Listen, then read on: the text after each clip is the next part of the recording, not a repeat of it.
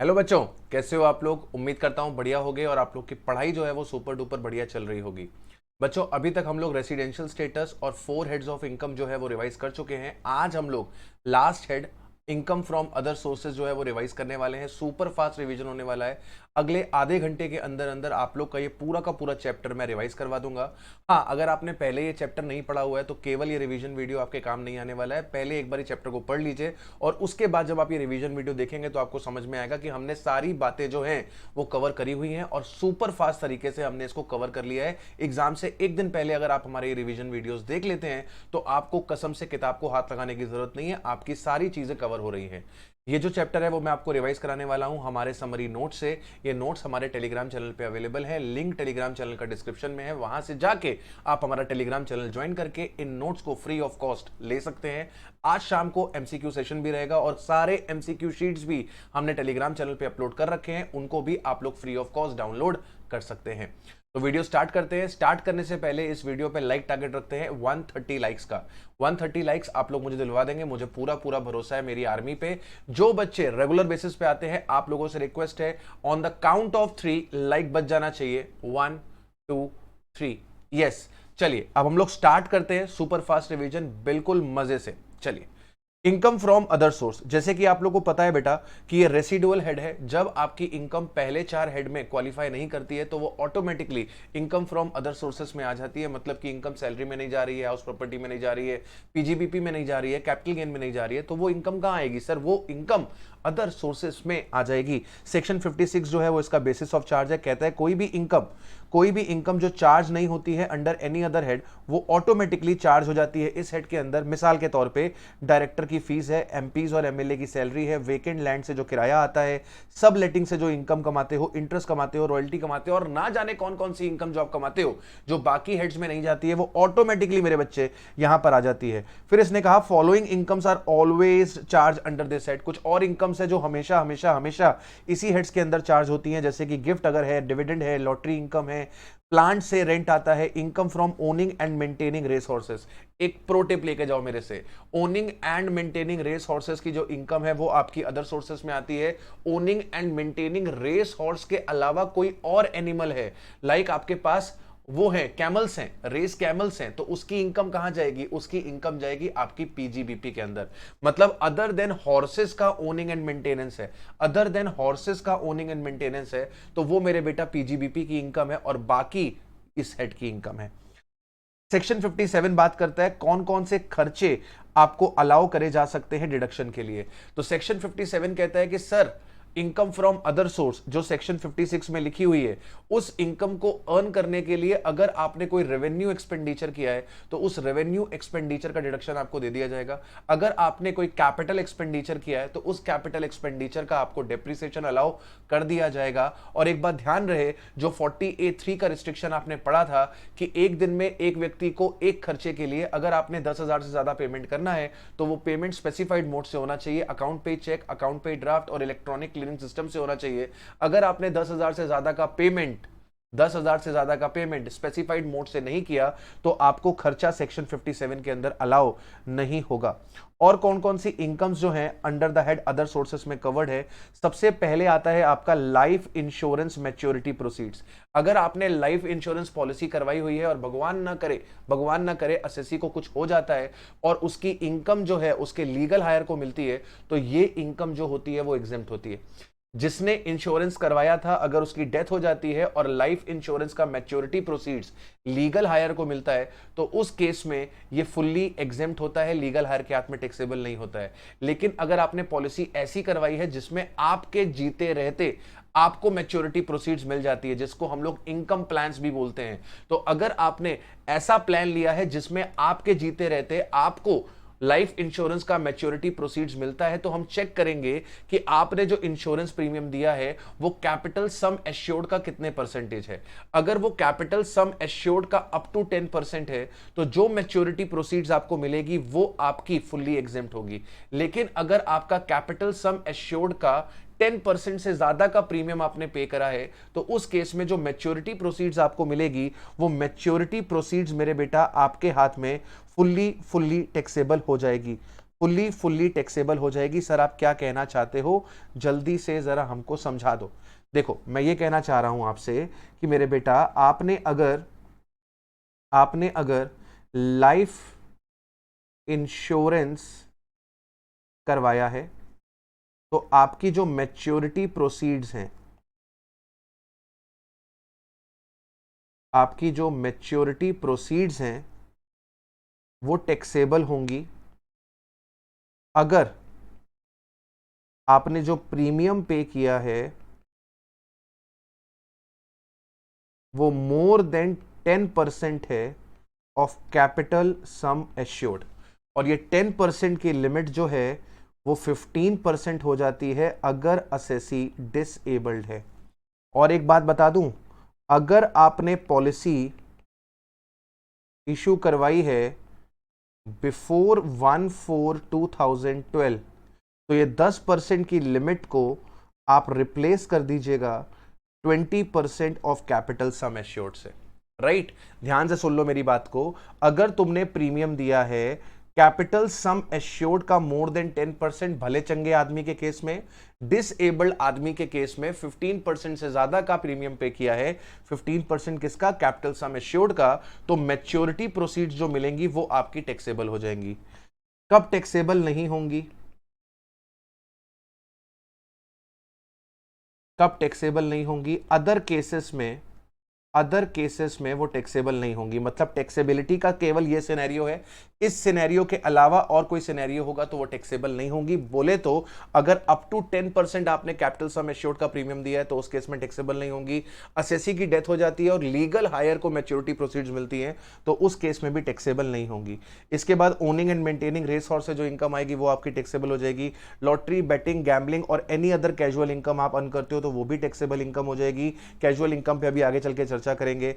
Maturity proceeds of keyman insurance policy receive हुई है legal higher को, इसके ऊपर कई बार चर्चा हो चुका है कि अगर कीमैन इंश्योरेंस पॉलिसी की प्रोसीड्स एम्प्लॉय को मिलती है तो वो सैलरी इनकम होती है। कीमैन इंश्योरेंस पॉलिसी की प्रोसीड्स अगर एम्प्लॉयर को मिलती है तो वो उसके लिए पीजीबीपी की इनकम होती है। और कीमैन इंश्योरेंस प्रोसीड्स अगर लीगल हायर को मिलती है तो वो उसके लिए अदर सोर्सेज की इनकम होती है। इसके अलावा अगर एम्प्लॉय की डेथ हो चुकी है और उसके लीगल हायर को फैमिली पेंशन मिल रहा है तो फैमिली पेंशन अदर सोर्सेज का इनकम होता है। और इस फैमिली पेंशन को कैलकुलेट करने के लिए या फिर टैक्सेबल करने के लिए इनकम टैक्स डिपार्टमेंट आपको कुछ डिडक्शन देता है, कुछ एग्जेम्पशन देता है। और वो एग्जेम्पशन है 1/3 ऑफ द फैमिली पेंशन और 15,000 विच एवर इज लोअर। तो आपके फैमिली पेंशन का 1/3 या फिर 15,000 दोनों में जो भी लोअर है वो आपका एग्जेम्प्ट हो जाएगा। फॉर एग्जाम्पल अगर किसी को फैमिली पेंशन मिली है, सपोज कर लीजिए आपको फैमिली पेंशन मिली है ₹10,000 पर मंथ, तो टोटल फैमिली पेंशन हो गया साल भर का 1,20,000। अब आपको इसमें से एग्जेम्पशन मिल जाएगी या तो 1,20,000 का 1/3 और 1,20,000 का 1/3 होता है 40,000 रुपए, या तो आपको मिल जाएगी 15,000 रुपए। इन दोनों में से जो भी लोअर है, यानी कि 15,000 रुपए की आपको एग्जेम्पशन मिल जाएगी और 1,05,000 रुपए आपकी टैक्सेबल फैमिली पेंशन निकल कर आ जाएगी। हमेशा ध्यान रखना, या तो 1/3 या तो 15,000 रुपए, विच एवर इज लोअर, वो आपका एग्जेम्प्ट हो जाता है, रिमेनिंग अमाउंट टैक्सेबल हो जाती है। अगर आपने प्लांट एंड मशीनरी किराए पे दी है तो जो भी रेंटल इनकम आ रही है प्लांट एंड मशीनरी से वो अगर पीजीबीपी में नहीं गई है तो अदर सोर्सेस में आ जाएगी। अगर आपने कंपोजिट लेटिंग आउट करी है जिसमें आपने बिल्डिंग और प्लांट एंड मशीनरी एक साथ लेट आउट किया है और दोनों का रेंट सेपरेबल नहीं है तो उस केस में पूरा का पूरा रेंट अदर सोर्सेस में आ जाएगा, अगर वो पीजीबीपी में नहीं गया है तो। राइट, और अगर सेपरेबल होता तो बिल्डिंग का रेंट हाउस प्रॉपर्टी में चला जाता, प्लांट एंड मशीनरी का जो रेंट है वो आपका अदर सोर्सेस में आ जाता।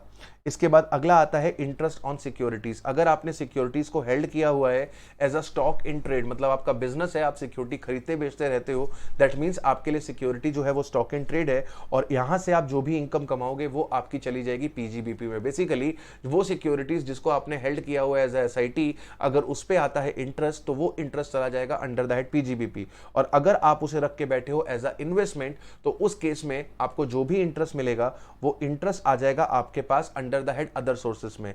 अब ये जो इंटरेस्ट है वो किसको मिलता है सर, वो उसको मिलता है जो सिक्योरिटी को होल्ड करता है ऑन रिकॉर्ड डेट। जिसके पास भी रिकॉर्ड डेट में सिक्योरिटी है, जिसके पास भी रिकॉर्ड डेट में सिक्योरिटी है, उसी को इंटरेस्ट रिसीव होता है और उसी के हाथ में इंटरेस्ट टैक्सेबल होता है। इस बात से कोई भी फर्क नहीं पड़ता, इस बात से कोई भी फर्क नहीं पड़ता कि हमने सिक्योरिटी कब खरीदी है। फॉर एग्जाम्पल रिकॉर्ड डेट है, फॉर एग्जाम्पल रिकॉर्ड डेट है, साल में 2 बारी इंटरेस्ट दिया जाता है, साल में 2 बारी इंटरेस्ट दिया जाता है। एक बार कंपनी इंटरेस्ट देती है 30th ऑफ सितंबर को, एक बार कंपनी इंटरेस्ट देती है 31st ऑफ मार्च को, राइट। मैंने यहां पर 26 सितंबर को मैंने सिक्योरिटी परचेज करी, 26 सितंबर को मैंने सिक्योरिटी परचेज करी। सपोज कर लीजिए आपका जो इंटरेस्ट ड्यू हो रहा है 30th सितंबर को, वो ड्यू हो रहा है 10,000 रुपए का 6 मंथ के लिए, अप्रैल से लेकर सितंबर तक। और यहां पर भी इंटरेस्ट ड्यू हो रहा है 10,000 रुपए का अक्टूबर से लेकर मार्च तक, राइट। आपका 10,000 रुपए का इंटरेस्ट ड्यू हो रहा है। तो भले मैंने सिक्योरिटी 4 दिन पहले खरीदी है, भले मैंने सिक्योरिटी 4 दिन पहले खरीदी है, जितना भी इंटरेस्ट 30th सितंबर को ड्यू होगा, जितना भी इंटरेस्ट 30th सितंबर को ड्यू होगा, वो सारा का सारा इंटरेस्ट मेरे हाथ में टैक्सेबल हो जाएगा। दैट मींस रिकॉर्ड डेट पे आपने सिक्योरिटी होल्ड करी हुई है, तो रिकॉर्ड डेट पे जितना भी इंटरेस्ट मिलेगा वो आपके हाथ में टैक्सेबल होगा, इररिस्पेक्टिव ऑफ द फैक्ट कि आपने सिक्योरिटी कब खरीदी है, राइट। यहां तक बात समझ में आ गई। अब यहां पर एक चीज का आपको विशेष ध्यान रखना है, लेकिन अगर आप सिक्योरिटी डायरेक्टली परचेज कर रहे हो कंपनी से, तो उस केस में रिकॉर्ड डेट पे जो इंटरेस्ट आपका ड्यू होगा वो होगा इशू डेट ऑफ सिक्योरिटी से, इशू डेट ऑफ सिक्योरिटी से रिकॉर्ड डेट तक। सर इसका मतलब क्या है बेटा? इसका मतलब यह है, मान लो 30th सितंबर को इंटरेस्ट मिलना है और 31st मार्च को इंटरेस्ट मिलना है, राइट। और कंपनी ने नई सिक्योरिटी इशू करी थी 1 अगस्त 20 को, कंपनी ने फ्रेश सिक्योरिटी जो है वो इशू करी थी 1 अगस्त 20 को। ध्यान से सुन लेना मेरी बात को, 1 अगस्त 20 को सिक्योरिटी इशू करी थी। तो जो फर्स्ट इंटरेस्ट ड्यू होगा, 30th सितंबर को, वो इंटरेस्ट केवल और केवल 2 महीने का ड्यू होगा। अब 6 महीने का इंटरेस्ट ड्यू नहीं होगा, क्योंकि यहां पर सिक्योरिटी क्या हुई है सर, यहां पर अगर सिक्योरिटी का फ्रेश इशू हुआ है तो फ्रेश इशू के केस में हम देखते हैं इशू की डेट से रिकॉर्ड डेट तक जो इंटरेस्ट है, इशू की डेट से रिकॉर्ड डेट तक का जो इंटरेस्ट है वही इंटरेस्ट आपको दिया जाएगा। मतलब पूरे 6 महीने का इंटरेस्ट नहीं मिलेगा, केवल और केवल 2 महीने का इंटरेस्ट मिलेगा आपको 30th सितंबर में। ऐसा कब? जब आप डायरेक्टली शेयर्स खरीदते हो, सिक्योरिटीज खरीदते हो, किससे? कंपनी से।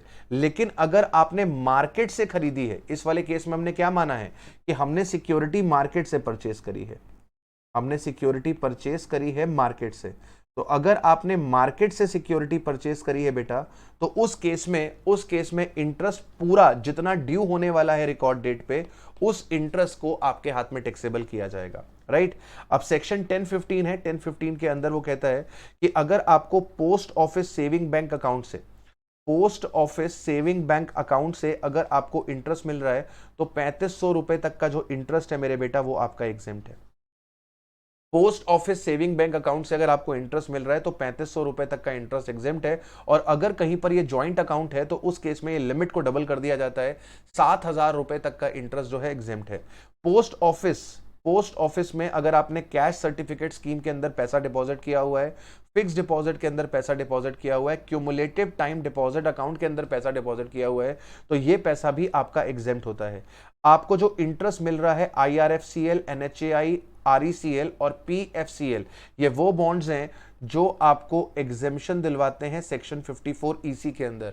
IRFCL Indian railways finance corporation limited, NHAI national highway authority of India, PFCL power finance corporation limited, RECL rural electrification corporation limited, इनके बॉन्ड्स पे आपको जो इंटरेस्ट मिलता है वो इंटरेस्ट आपका एग्जेम्प्ट होता है। यानी कि ये बॉन्ड्स आपके कैपिटल गेन को भी एग्जेम्प्ट करते हैं, और ये बॉन्ड्स पे जो इंटरेस्ट मिलता है वो इंटरेस्ट भी एग्जेम्प्ट होता है। अगर आपके पास गोल्ड डिपॉजिट बॉन्ड्स हैं या फिर आपके पास गोल्ड मोनेटाइजेशन स्कीम के अंदर कोई भी बॉन्ड्स हैं, वहां से जो भी इंटरेस्ट आपको मिल रहा है वो इंटरेस्ट आपका एग्जेम्प्ट होता है। इसी तरीके से अगर आपको tax free fooled finance development bond से इंटरेस्ट मिल रहा है तो ये इंटरेस्ट भी एग्जेम्प्ट होता है। ये कुछ इंटरेस्ट हैं जो आप अच्छे से लर्न कर लीजिएगा कि ये वाले इंटरेस्ट जो होते हैं वो असेसीज के हाथ में एग्जेम्प्ट रहते हैं।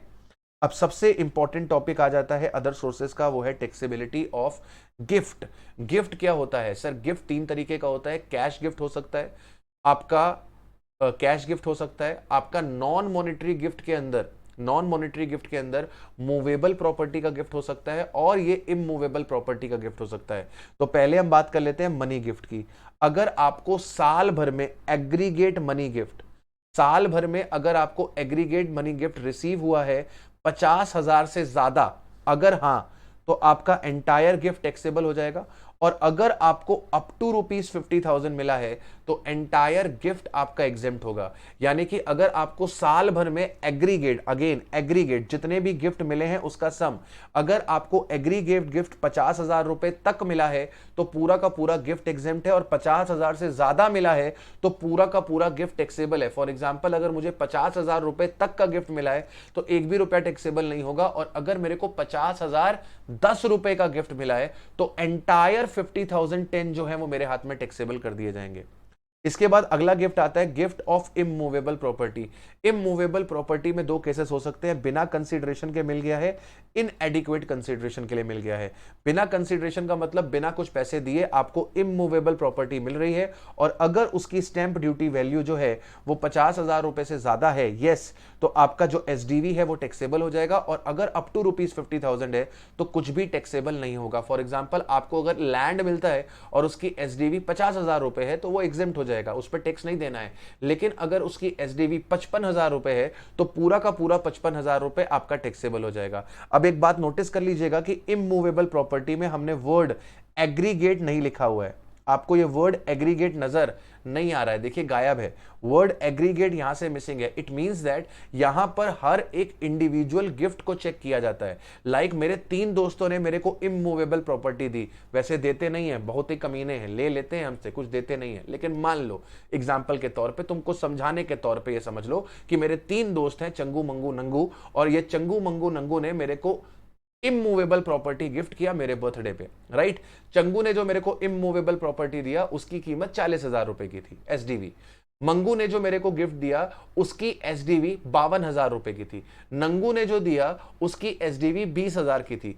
चंगू की 40,000 की टैक्सेबल नहीं होगी, नंगू की 20,000 की टैक्सेबल नहीं होगी, मंगू की 55,000 रुपए की है वो मेरी टैक्सेबल हो जाएगी। यहां पर ध्यान दो, मैं चंगू मंगू नंगू की एसडीवी का एग्रीगेट नहीं कर रहा हूं, मैं इंडिविजुअली उनको मेजर कर रहा हूं, राइट।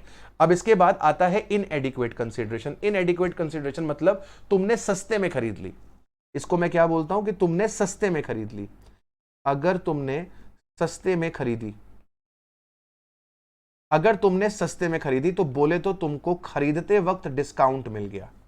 सस्ते में खरीदी बोले तो तुमको खरीदते वक्त डिस्काउंट मिल गया, तो सरकार कहती है कि ये जो डिस्काउंट है, ये जो डिस्काउंट तुमको मिल गया है, इस डिस्काउंट को हम क्या करेंगे, इस डिस्काउंट को हम गिफ्ट मान लेंगे। अब गिफ्ट मानने के लिए सरकार ने क्या कहा, सरकार ने कहा चेक करके बताओ कि तुमने जो कंसीडरेशन दिया है और जो एसडीवी है उसका डिफरेंस क्या 10% से ज्यादा है। तुमने जो कंसीडरेशन पे किया है और जो इमूवेबल प्रॉपर्टी का एसडीवी है, क्या उसका डिफरेंस 10% से ज्यादा है। और हां, अगर डिफरेंस 10% से ज्यादा है तो यह भी चेक कर लेना क्या वो अमाउंट 50,000 से ज्यादा है। डिफरेंस 10% से ज्यादा है और आपका अमाउंट 50,000 से ज्यादा है तो उस केस में एसडीवी माइनस कंसीडरेशन यानी कि डिस्काउंट का अमाउंट टैक्सेबल हो जाएगा, अदरवाइज ये टैक्सेबल नहीं होगा। सर एग्जांपल दे के समझाओ, ऐसे हमें समझ में कम आता है। ठीक है, एग्जाम्पल दे देते हैं आपको, ये लीजिए एग्जाम्पल दे देते हैं आपको। देखिए मान लीजिए एसडीवी है, मान लीजिए एसडीवी है 70,000 रुपए या 7 लाख रुपए, एसडीवी है 7 लाख रुपए, और आपने जो कंसीडरेशन पे किया है, सपोज कर लीजिए सर, सपोज कर लीजिए सर वो 6,30,000 है, सपोज कर लीजिए वो 6,30,000 है, तो इस केस में क्या होगा सर, इस केस में सबसे पहले 6,30,000 को 10% से इन्फ्लेट किया जाएगा। 6,30,000 को 10% से इन्फ्लेट किया जाएगा, ये आ जाएगा सर 6,93,000। 6,93,000। तो इस केस में देखिए क्या है, अब आपने जब 110% कर दिया तो ये आ रहा है 6,93,000। मतलब आपकी जो स्टैंप ड्यूटी वैल्यू है वो 10% से ज्यादा है, 10% के डिफरेंस से ज्यादा है। मतलब जितना कंसीडरेशन आपने दिया है उस कंसीडरेशन का और एसडीवी का जो डिफरेंस है वो 10% से ज्यादा है। और इन दोनों का अगर आप डिफरेंस निकालोगे तो डिफरेंस जो आ रहा है वो 70,000 आ रहा है। दैट मीन्स कि सर जो डिफरेंस है between SDV and consideration paid वो 110% से ज्यादा है, वो 110% से ज्यादा है, और जो डिफरेंस है इन टर्म्स ऑफ रुपी वो 50,000 रुपी से ज्यादा है। तो दोनों पैरामीटर्स पे ये खरा उतर रहा है। दैट मीन्स कि अब आपका ये जो 70,000 रुपए है ये आपका फुल्ली टैक्सेबल हो जाएगा, ये आपका फुल्ली टैक्सेबल हो जाएगा। बात समझा कि नहीं समझा? क्लियर हुआ फंडा कि नहीं हुआ? क्लियर हुआ फंडा कि नहीं हुआ? दूसरा एग्जांपल देखना चाहते हो, देख लो। मान लो आपकी एसडीवी है 5 लाख रुपए की, एसडीवी है 5 लाख रुपए की, और आपका जो कंसीडरेशन पेड है वो है आपका 4,60,000 रुपए का। तो यहां जो डिफरेंस आ रहा है वो डिफरेंस कितने रुपए का आ रहा है? डिफरेंस केवल 40,000 रुपए का आ रहा है। तो इस केस में मेरे बेटा, इस केस में आपका गिफ्ट जो है वो टैक्सेबल नहीं होगा। दो चीजें हमेशा याद रखना गिफ्ट के केस में, डिफरेंस जो होना चाहिए बिटवीन एसडीवी, डिफरेंस जो होना चाहिए between SDV and consideration paid वो 10% से ज्यादा का होना चाहिए, और इन टर्म्स ऑफ रुपीज वो 50,000 से ज्यादा होना चाहिए। तो दो पैरामीटर्स है, परसेंटेज वाला पैरामीटर है और रुपी वाला पैरामीटर है। दोनों पैरामीटर्स पूरे होने चाहिए। Difference between SDV and consideration paid 10% से ज्यादा का होना चाहिए, और दूसरा जो एब्सोल्यूट अमाउंट है वो 50,000 से ज्यादा होना चाहिए। अगर ऐसा है तो गिफ्ट आपका टैक्सेबल होगा, अदरवाइज आपका गिफ्ट टैक्सेबल नहीं होगा। अब अगला आता है मूवेबल प्रॉपर्टी का गिफ्ट। मूवेबल प्रॉपर्टी के गिफ्ट के अंदर दो कैटेगरी बनेगी, विदाउट कंसिडरेशन और इनएडिक्वेट कंसिडरेशन। इनएडिक्वेट कंसिडरेशन वही चीज कि आपको सस्ते में मिल गया, सस्ते में मिल गया मतलब कि आपको डिस्काउंट में मिल गया। तो इस केस में क्या होगा, अगर आपको बिना कंसिडरेशन के, विदाउट कंसिडरेशन, अगर आपको मूवेबल प्रॉपर्टी मिल रही है और उसकी एग्रीगेट एफएमवी, ध्यान से देख लीजिएगा, हमने फिर से वर्ड एग्रीगेट ऐड कर दिया है। ये एग्रीगेट जो है वो मनी में आता है, एग्रीगेट जो है वो आपका मनी में आता है, और आपका जो एग्रीगेट है ये मूवेबल प्रॉपर्टी में आता है। क्लियर है? एग्रीगेट एफएमवी अगर 50,000 रुपए से ज्यादा है तो टैक्सेबल हो जाएगी, अगर नहीं है तो टैक्सेबल नहीं होगी। इसके बाद इनएडिक्वेट कंसिडरेशन आता है, मतलब सस्ते में मिल गया। तो यहां पर हम क्या करेंगे, एग्रीगेट डिस्काउंट फाइंड कर लेंगे। क्या फाइंड कर लेंगे? एग्रीगेट डिस्काउंट फाइंड कर लेंगे। यहां पर ऐड कर दीजिएगा वर्ड एग्रीगेट। हम एग्रीगेट डिस्काउंट फाइंड कर लेंगे। अगर एग्रीगेट डिस्काउंट जो है वो 50,000 रुपए से ज्यादा है तो वो टैक्सेबल हो जाएगा, और एग्रीगेट अगर 50,000 रुपए से ज्यादा नहीं है तो उस केस में वो एग्जेम्प्ट हो जाएगा। कुछ एक्सेप्शंस हैं जब आपका गिफ्ट टैक्सेबल नहीं होता है। जब आपको गिफ्ट मिलता है अपने रिलेटिव से तो उस केस में गिफ्ट टैक्सेबल नहीं होता है। जब आपको गिफ्ट रिसीव होता है विल और इनहेरिटेंस में तो आपका गिफ्ट टैक्सेबल नहीं होता है। रिसीव होता है in contemplation of the death of payer, जो दान करके गया है उसके मरण उपरांत आपका ये गिफ्ट टैक्सेबल नहीं होता है।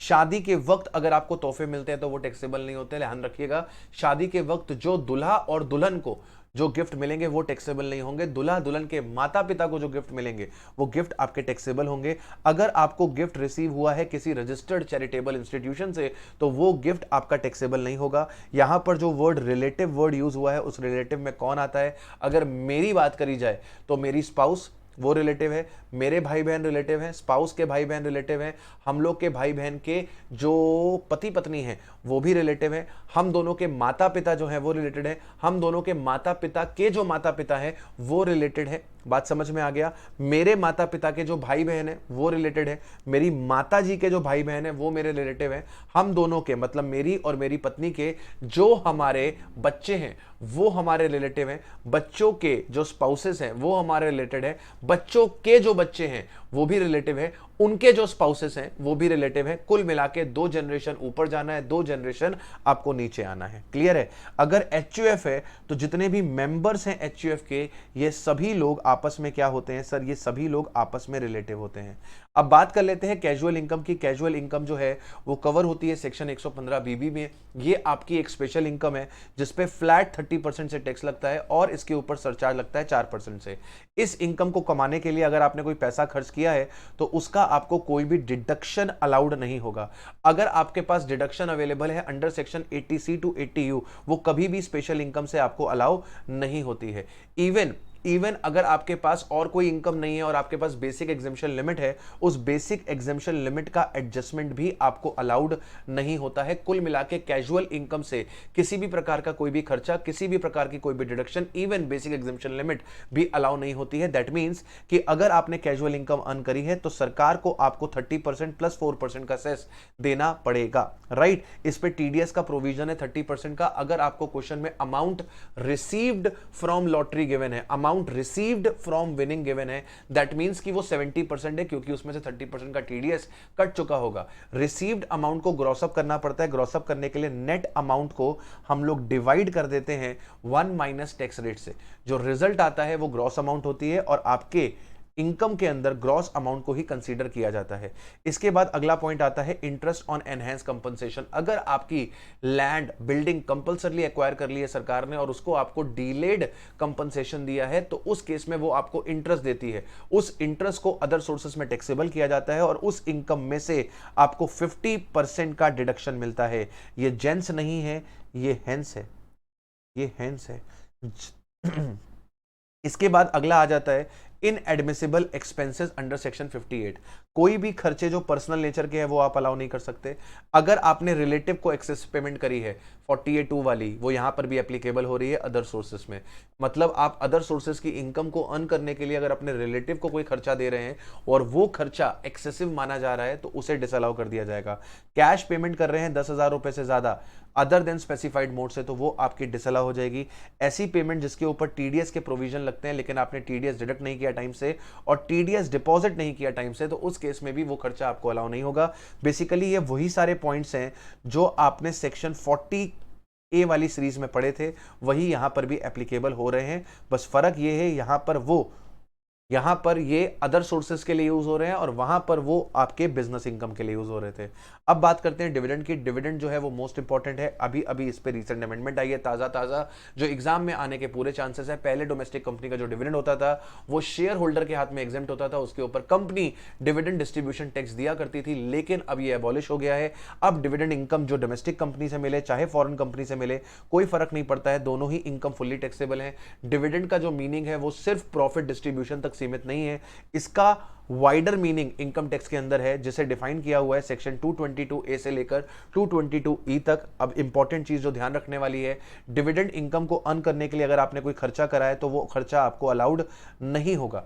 डिविडेंड इनकम अर्न करने के लिए अगर आपने कोई खर्चा किया है तो वो खर्चा आपको अलाउ नहीं होगा। लेकिन अगर आपने लोन लिया हुआ है डिविडेंड इनकम को अर्न करने के लिए और उस पर आप इंटरेस्ट दे रहे हो तो वो इंटरेस्ट ऑन लोन आपको अलाउ कर दिया जाएगा, लेकिन मैक्सिमम डिविडेंड इनकम का 20%, मैक्सिमम डिविडेंड इनकम का 20%। फॉर एग्जाम्पल आपके पास डिविडेंड इनकम है सपोज कर लीजिए 1 लाख रुपए और आपने इंटरेस्ट ऑन लोन दिया हुआ है सपोज कर लीजिए 22,000 रुपए, तो आपको जो डिडक्शन मिलेगी इंटरेस्ट ऑन लोन की वो मैक्सिमम मिलेगी मेरे बेटा 20,000 की, दैट इज 20% ऑफ 1 लाख। आप इससे ज्यादा का डिडक्शन इंटरेस्ट ऑन लोन का क्लेम नहीं कर सकते, ठीक है।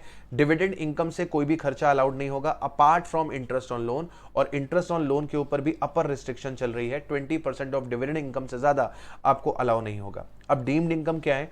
222A कहता है कि अगर कंपनी ने अपने शेयर होल्डर को असेट्स रिलीज करी हैं, अगर कंपनी ने अपने शेयर होल्डर्स को असेट्स रिलीज करी हैं तो वो रिलीज ऑफ असेट्स जो हैं वो आपका डीम्ड डिविडेंड बन जाएगा उस एक्सटेंट तक जिस एक्सटेंट तक कंपनी के पास एक्यूमुलेटेड प्रॉफिट है, weather capitalised or not. Accumulated profit क्या होता है सर? जो अनडिस्ट्रीब्यूटेड प्रॉफिट्स कंपनी के पास पड़े होते हैं उसे हम एक्यूमुलेटेड प्रॉफिट्स बोलते हैं। बेसिकली रिजर्व्स एंड सरप्लस जो होता है वो एक्यूमुलेटेड प्रॉफिट होता है। और वेदर कैपिटलाइज्ड और नॉट का मतलब क्या है सर? अगर वो कैपिटलाइज नहीं है तो वो रिजर्व एंड सरप्लस में नजर आएंगे, और अगर वो कैपिटलाइज हो चुके हैं तो मतलब आपने उससे बोनस शेयर दे दिया है और वो बोनस शेयर शेयर कैपिटल में ऐड हो गया होगा। दैट मीन्स कि जब हमें एक्यूमुलेटेड प्रॉफिट निकालना पड़ेगा तो रिजर्व एंड सरप्लस वाली फिगर फिगर को पकड़ के चलेंगे, और अगर हमने बोनस शेयर इश्यू करे हैं हम उस वाली फिगर को भी जोड़ के चलेंगे। तो अगर कंपनी ने अपनी असेट्स रिलीज करी हैं, कंपनी ने असेट्स रिलीज करी है अपने शेयर होल्डर्स को, तो वो डीम डिविडेंड मान ली जाएंगी उस एक्सटेंट तक जिस एक्सटेंट तक कंपनी के पास एक्यूमुलेटेड प्रॉफिट्स हैं, weather capitalised or not. 222B कहता है कि अगर कंपनी अपने शेयर होल्डर्स को, मतलब कि इक्विटी शेयर होल्डर और प्रेफरेंस शेयर होल्डर को डिबेंचर सर्टिफिकेट्स देती है या फिर डिबेंचर्स इशू करती है, तो वो डीम डिविडेंड मान लिया जाएगा to the extent companies having accumulated profit whether capitalised or not. और अगर कंपनी अपने प्रेफरेंस शेयर होल्डर को बोनस शेयर देती है तो उसे भी डीम डिविडेंड मान लिया जाएगा to the extent companies having accumulated profit including capitalised profit. ध्यान रहे, जब मैंने डिबेंचर सर्टिफिकेट्स की बात करी थी, डिबेंचर्स की बात करी थी, तो मैंने वर्ड यूज किया था शेयर होल्डर।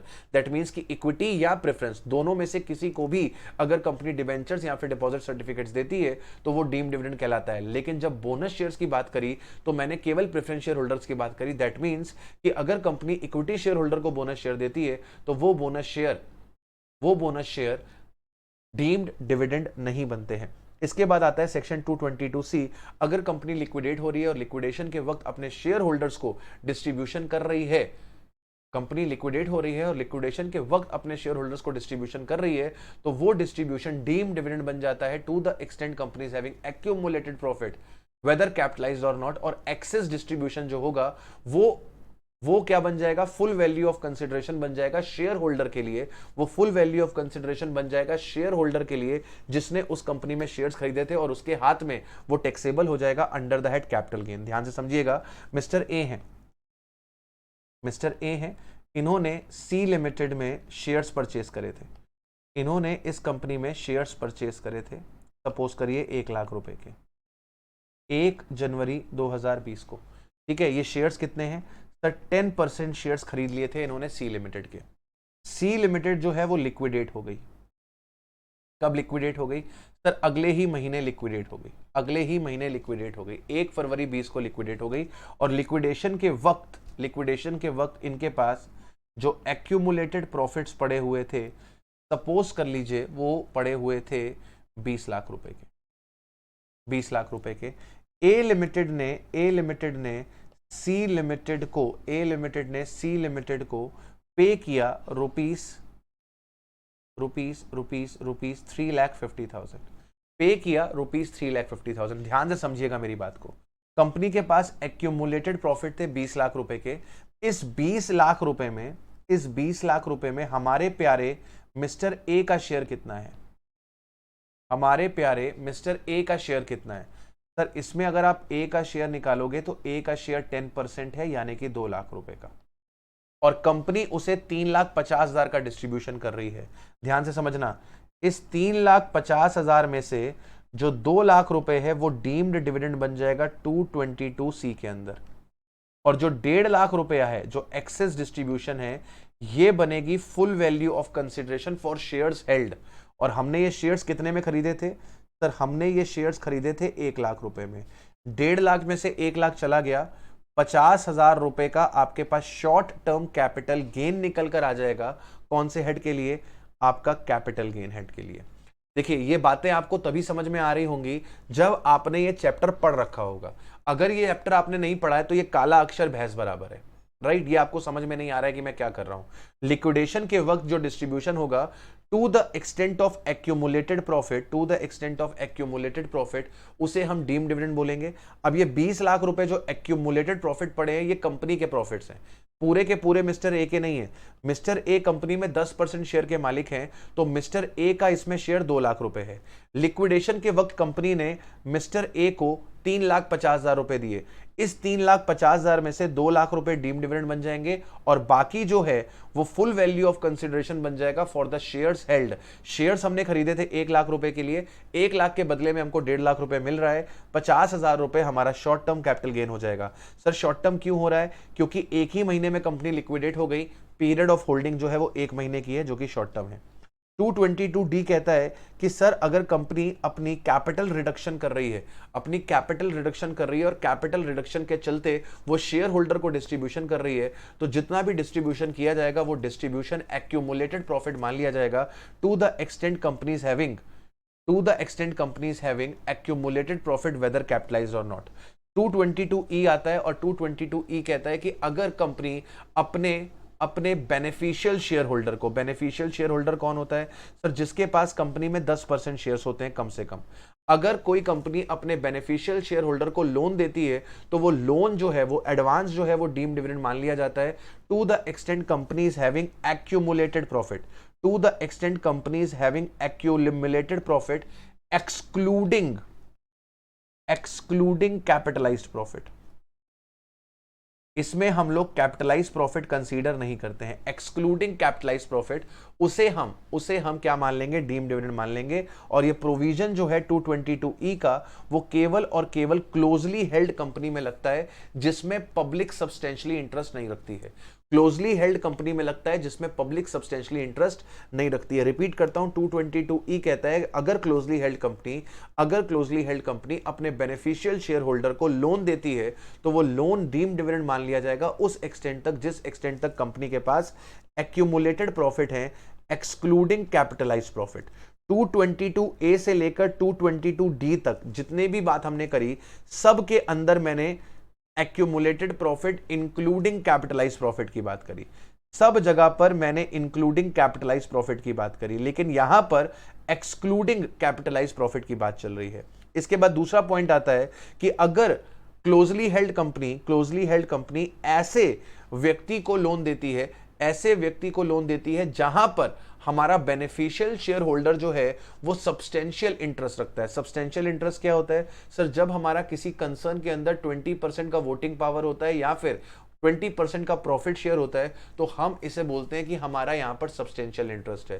तो अगर कंपनी ने ऐसे व्यक्ति को लोन दे दिया जहां पर हमारा बेनिफिशियल शेयर होल्डर जो है सब्सटेंशियल इंटरेस्ट रखता है तो ये लोन जो है वो डीम्ड डिविडेंड बन जाता है in the hands of beneficial share holder. इसी तरीके से अगर कंपनी ने लोन किसी भी व्यक्ति को दिया जो आगे चल के हमारे बेनिफिशियल शेयर होल्डर को लोन दे देता है तो ये जो लोन है वो डीम्ड डिविडेंड बन जाएगा किसके हाथ में? हमारे प्यारे बेनिफिशियल शेयर होल्डर के हाथ में।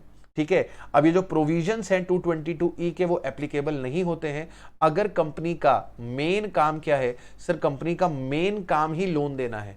कंपनी जो है वो एक फाइनेंशियल इंस्टीट्यूशन है, कंपनी जो है वो एक बैंक है, तो बैंक्स का तो काम ही होता है लोन देना। तो अगर आपका प्राइमरी ऑब्जेक्टिव, जो मेन ऑब्जेक्टिव है वो काम ही है आपका लोन देना, एडवांसेस देना, तो फिर प्रोविजन ऑफ सेक्शन 222E आपके ऊपर एप्लीकेबल नहीं होते हैं।